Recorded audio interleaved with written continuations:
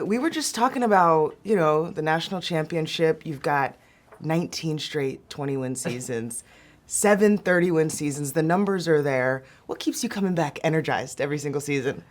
Definitely the players. I'm honored that we've been able to have that consistency.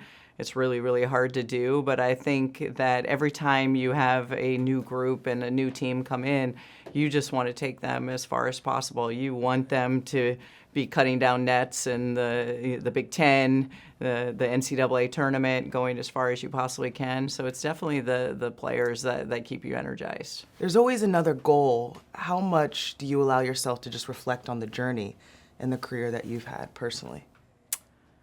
I think I reflect more on the journey when I'm in it with the team. And, I honestly, at this point, I don't even know win-loss record when I'm going through a season. I couldn't tell you what last year's was because it is truly about the journey and every single day getting better.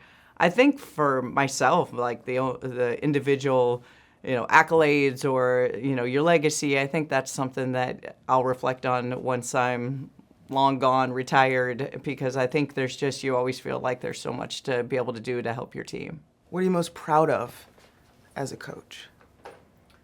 I'm most proud of just the standard we've been able to maintain. I think when I watch a lot of other teams and programs, there's a handful that, are able to sustain that success, and it's getting harder and harder because of the transfer portal, the NIL, and so just that your core values and the fabric of who you are, we're able to maintain it through all of it. And I think that lends to your culture. I think that lends to your day-to-day with the relationships that you have with your players. Yeah. The impact, too. I was telling you I was a little girl growing up in Fairfax County, and I was figuring out how to take the metro from Fairfax County all the way out to College Park. If anyone is familiar with the DMV, that is not an easy thing to do. Love that. So now to this season, what identity are you all working towards?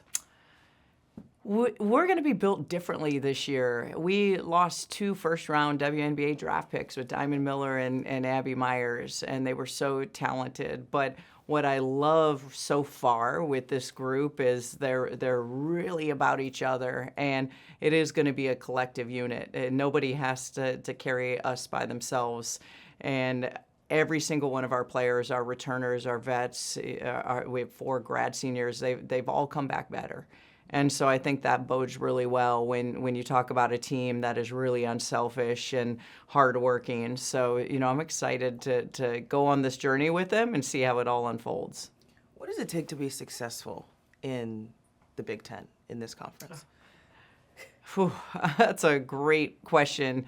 I think the thing I've loved as we've come in is just watching every program take a major step forward. I was reflecting on the first year we came in and we ran the table, we were undefeated.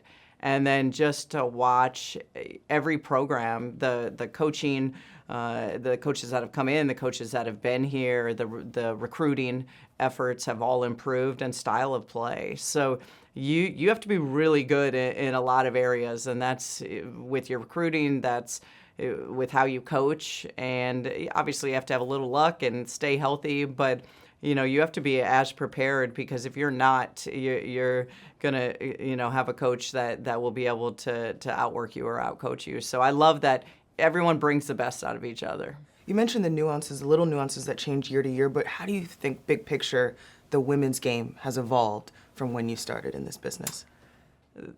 The women's game's evolved just, on so many levels. The talent is a lot better, so the talent is spread around. I think little girls like yourself, as you alluded to, are now seeing it at a younger age, and that starts with the visibility that we are now getting through, television and exposure, social media, and you can find anything that you want out there. So you have these little girls that are, seeing these dreams at a younger age, and all of that has just, allowed us to have national coverage where there's so many eyes on us. Yeah.